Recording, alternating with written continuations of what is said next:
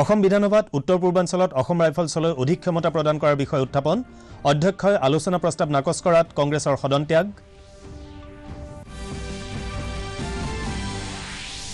মুখ্যমন্ত্ৰী সৰ্বানন্দ সোণোৱালৰ দ্বাৰা কোকৰাঝাৰ জিলাৰ ৰূপসী বিমানবন্দৰৰ পুনৰুজ্জীৱিতকৰণৰ আধাৰশিলা স্থাপন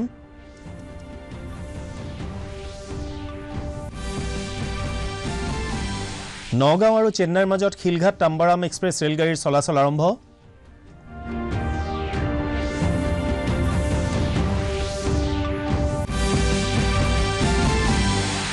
আৰু মুম্বাইৰ ৱাংখেড়ে ষ্টেডিয়ামত অনুষ্ঠিত প্ৰথম মহিলা এদিনীয়া আন্তৰ্জাতিক ক্ৰিকেট খেলত ইংলেণ্ডৰ বিৰুদ্ধে ভাৰতৰ ৬৬ ৰানত জয়লাভ নমস্কাৰ সন্ধিয়াৰ বাতৰিৰ সৈতে মই উৎপল কুমাৰ দাস এতিয়া বিতং বাতৰি গোলাঘাট জিলাৰ হালমাৰা চাহ বাগিচাত বিষাক্ত সুৰা সেৱন কৰি ৯ গৰাকী মহিলাকে ধৰি ২২ গৰাকী লোকৰ মৃত্যু হয় গোলাঘাটৰ আৰক্ষী অধীক্ষক পুষ্পৰাজ সিঙে দূৰদৰ্শনৰ বাতৰি বিভাগক জনোৱা মতে কালি সন্ধিয়া সংঘটিত এই শোকাবহ ঘটনাত আক্ৰান্ত প্ৰায় ২৪ গৰাকী লোক গোলাঘাট আৰু যোৰহাটৰ চিকিৎসালয়ত চিকিৎসাধীন হৈ আছে আৰক্ষী অধীক্ষকগৰাকীয়ে জনোৱা মতে বহু সংখ্যক অসুস্থ লোক এতিয়াও চিকিৎসালয়লৈ ভৰ্তিৰ বাবে আহি আছে আৰক্ষী আৰু আবকাৰী বিভাগে এই সংক্ৰান্তত অনুসন্ধান চলাই দুজন লোকক আটক কৰিছে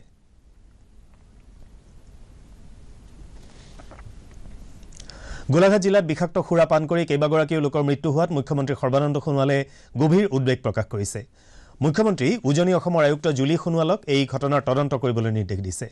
মুখ্যমন্ত্ৰীয়ে শক্তি বিভাগৰ ৰাজ্যমন্ত্ৰী তপন কুমাৰ গগৈ সাংসদ কামাখ্যা প্ৰসাদ তাছা আৰু বিধায়ক মৃণাল শইকীয়াক জিলাখনৰ পৰিস্থিতিৰ বুজ লোৱাৰ উদ্দেশ্যে ঘটনাস্থলীত উপস্থিত হোৱাৰ নিৰ্দেশ দিছে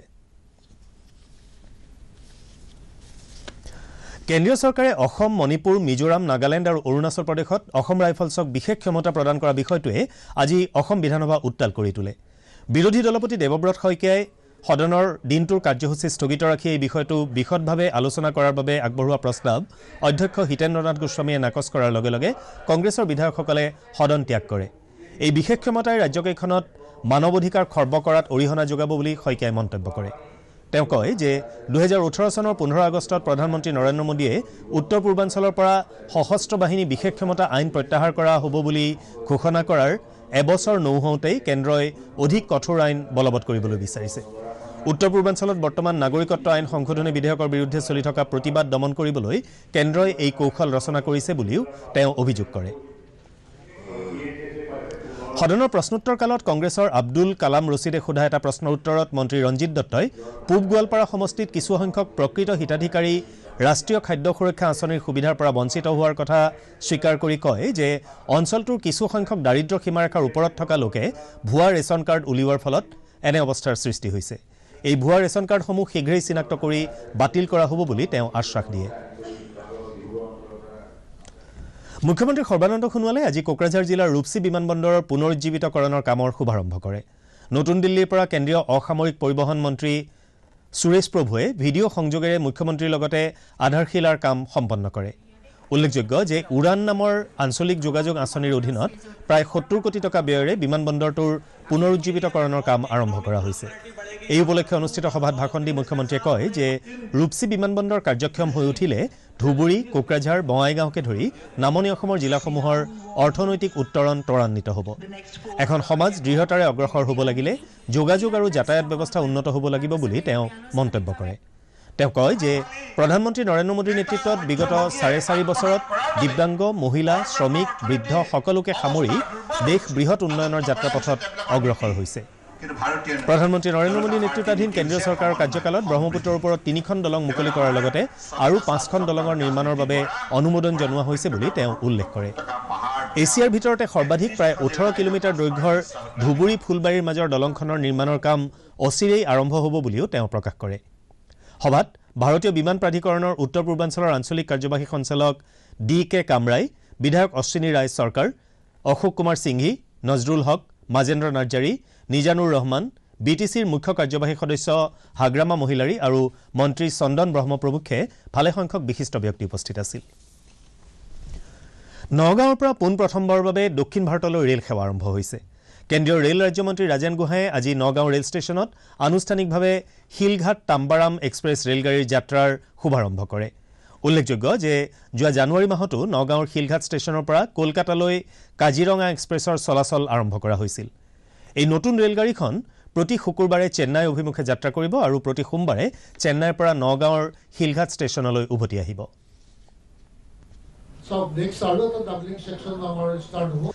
বিত্ত আৰু স্বাস্থ্য মন্ত্ৰী ডক্টৰ হিমন্ত বিশ্ব শৰ্মাই কয় যে পুলৱামা হত্যাকাণ্ডৰ পিছত ছ'চিয়েল মিডিয়াত অসামাজিক মন্তব্য দিয়াৰ অভিযোগত অসম আৰক্ষীয়ে 13খন জিলাৰ পৰা 15জন লোকক আটক কৰিছে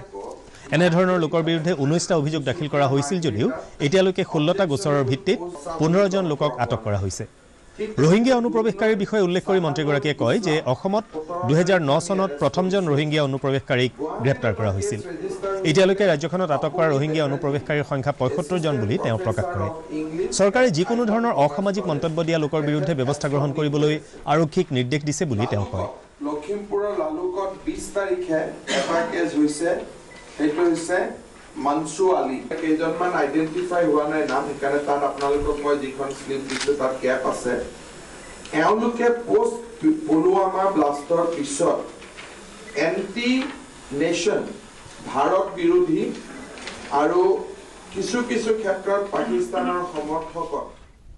সিউল পিছ প্ৰাইজ ফাউণ্ডেশ্যনে আন্তঃৰাষ্ট্ৰীয় সহযোগিতা আৰু গোলকীয় অৰ্থনৈতিক উন্নতিৰ প্ৰতি আগবঢ়োৱা বৰঙণিৰ বাবে প্ৰধানমন্ত্ৰী নৰেন্দ্ৰ মোদীক আজি সিউল শান্তি বঁটা 2018 প্ৰদান কৰে এই উপলক্ষে আজি সিউলত আয়োজিত এটা আড়ম্বৰপূৰ্ণ অনুষ্ঠানত প্ৰধানমন্ত্ৰী মোদীৰ জীৱন আৰু কৰ্মৰাজিৰ আধাৰত যুগুতোৱা এখন চুটি ছবিও প্ৰদৰ্শন কৰা হয় বঁটা কমিটিয়ে চহকী আৰু দুখীয়া লোকৰ মাজত থকা সামাজিক আৰু অৰ্থনৈতিক বৈষম্য দূৰ কৰাৰ বাবে প্ৰধানমন্ত্ৰী মোদীয়ে গ্ৰহণ কৰা মোদীনমিক্সক স্বীকৃতি প্ৰদান কৰে কমিটিয়ে বিশ্বৰ দেশসমূহৰ লগত সক্ৰিয় সহযোগিতাৰে আঞ্চলিক আৰু গোলকীয় শান্তি প্ৰতিষ্ঠা কৰাৰ ক্ষেত্ৰত প্ৰধানমন্ত্ৰী মোদীৰ বৰঙণিৰো শলাগ লয় উল্লেখযোগ্য যে এই সন্মানজনক বঁটা লাভ কৰা প্ৰধানমন্ত্ৰী মোদী চতুৰ্দশগৰাকী ব্যক্তি ইয়াৰ আগতে ৰাষ্ট্ৰসংঘৰ প্ৰাক্তন সচিব প্ৰধান কফি আন্নান জাৰ্মানীৰ চেঞ্চেলৰ এঞ্জেলা মাৰ্কেল আন্তঃৰাষ্ট্ৰীয় সংস্থা ডক্টৰ্ছ উইদাউট বৰ্ডাৰ্ছ আৰু অক্সফামে এই বঁটা লাভ কৰিছিল इतनी बड़ी अमाउंट सम्मान निधि के रूप में मिली है करीब 1 करोड़ 30 लाख रुपया वो मैं नमामि गंगा की सफाई का जो अभियान चल रहा है उस मूवमेंट को समर्पित कर दूंगा কেন্দ্ৰীয় বস্ত্ৰ দপ্তৰ মন্ত্ৰী স্মৃতি ইৰাণীয়ে আজি ইটানগৰত উত্তৰ পূৰ্বাঞ্চল বস্ত্ৰ বিকাশ আঁচনিৰ অধীনত এটা সমন্বিত বৃহৎ পৰ্যায়ৰ এৰী উৎপাদন প্ৰকল্পৰ শুভাৰম্ভ কৰে প্ৰাৰম্ভিক অৱস্থাত এই প্ৰকল্পই ৰাজ্যখনৰ 5খন জিলা পাপুমপাৰে ইষ্ট কামেং চিয়াং ইষ্ট চিয়াং আৰু ৱেষ্ট চিয়াঙক সামৰি ল'ব এই উপলক্ষে দিয়া ভাষণত মন্ত্ৰীগৰাকীয়ে কয় যে এই প্ৰকল্পৰ অধীনত ৰাজ্যখনৰ নিৰ্বাচিত জিলাসমূহত এৰী খেতিৰ বাবে প্ৰায় 1000 একৰ মাটি সামৰি লোৱা হ'ব এই আঁচনিৰ অধীনত হিতাধিকাৰীসকলক 4000 টকাকৈ বিত্তীয় সাহায্য প্ৰদান কৰা হ'ব সভাত ভাষণ দি কেন্দ্ৰীয় গৃহ দপ্তৰৰ ৰাজ্যমন্ত্ৰী কিৰেণ ৰিজিজুৱে কয় যে এই আঁচনিখনে মহিলা সবলীকৰণ আৰু নিয়োগ সৃষ্টিতো সহায় কৰিব অৰুণাচল প্ৰদেশৰ পৰম্পৰাগত বস্ত্ৰখণ্ডৰ বাবে এই আঁচনিয়ে বহুতো সুযোগ সৃষ্টি কৰিব বুলি তেওঁ মন্তব্য কৰে 50 जिलों में 8 नॉर्थ ईस्टर्न राज्यों में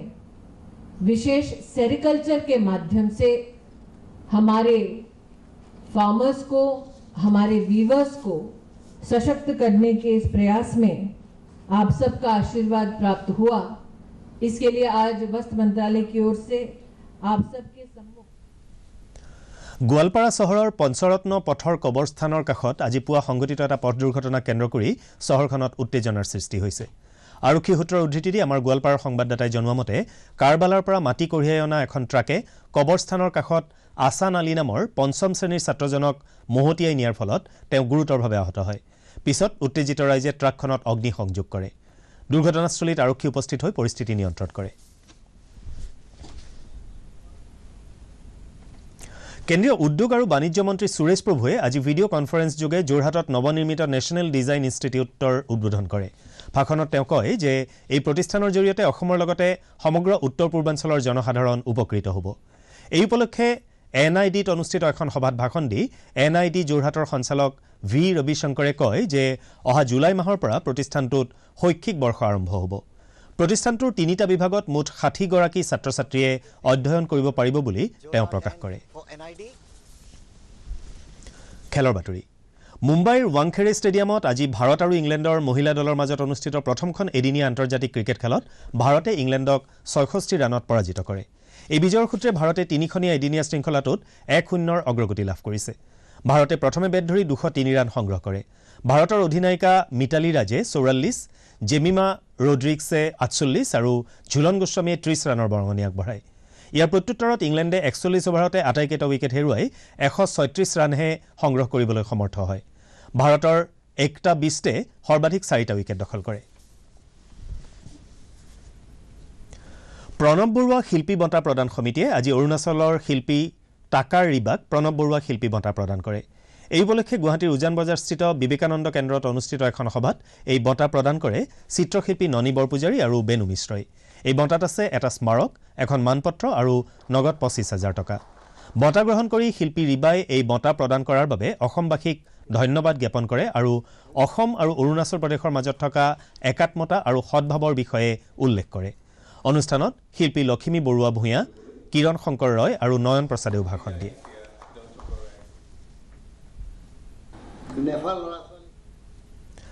গুৱাহাটী দূৰদৰ্শন কেন্দ্ৰৰ সভাকক্ষত আজি যৌন আতিশয্য সন্দৰ্ভত এটা অনুষ্ঠানৰ আয়োজন কৰা হয়। অনুষ্ঠানত ভাষণ দি আইন গৱেষণা কেন্দ্ৰৰ প্ৰাক্তন সঞ্চালিকা অধ্যাপিকা জেউতি বৰুৱাই কয় যে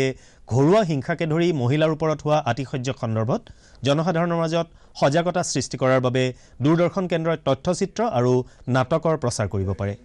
অনুষ্ঠানত গুৱাহাটী দূৰদৰ্শন কেন্দ্ৰৰ উপ সঞ্চালক প্ৰধান অভিযান্ত্ৰিক এম আনন্দমকে ধৰি ভালেসংখ্যক বিষয়া কৰ্মচাৰী উপস্থিত আছিল। প্ৰথমতেই কথাটো হ'ল কৰিব পাৰিছে সেইটো তেওঁৰ ক্ৰেডিট, তেওঁৰ সেইটো 1000 লাগি গ'ল 1 কোটি আৰু আমি আশা কৰোঁ which proves that we have been তেওঁ নোৱাৰিলে বা আকৌ ৰিপিট কৰিছোঁ,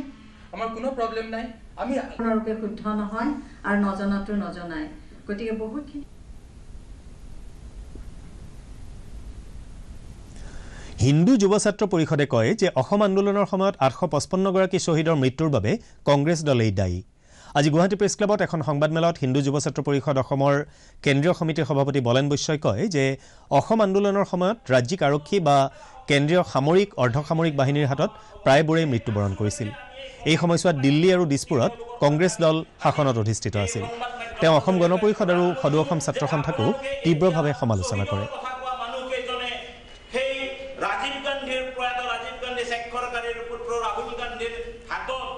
বাতৰি শেষ হোৱাৰ আগতে প্ৰধান বাতৰিসমূহ আকৌ এবাৰ। গোলাঘাট জিলাৰ শালমাৰা চাহ বাগিচাত বিষাক্ত সুৰাপান কৰি 9 গৰাকী মহিলাকে ধৰি 22 জন লোকৰ মৃত্যু, আন 24 জন লোক গোলাঘাট আৰু যোৰহাটত চিকিৎসাধীন। অসম বিধানসভাত উত্তৰ পূৰ্বাঞ্চলত অসম ৰাইফলছলৈ অধিক ক্ষমতা প্ৰদান কৰাৰ বিষয়ে উত্থাপন, অধ্যক্ষই আলোচনা প্ৰস্তাৱ নাকচ কৰাত কংগ্ৰেছৰ সদন ত্যাগ।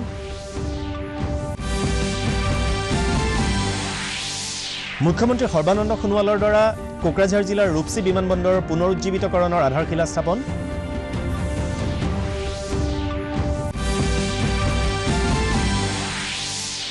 নগাঁও আৰু চেন্নাইৰ মাজত শিলঘাট তাম্বাৰাম এক্সপ্ৰেছ ৰেলগাড়ীৰ চলাচল আৰম্ভ।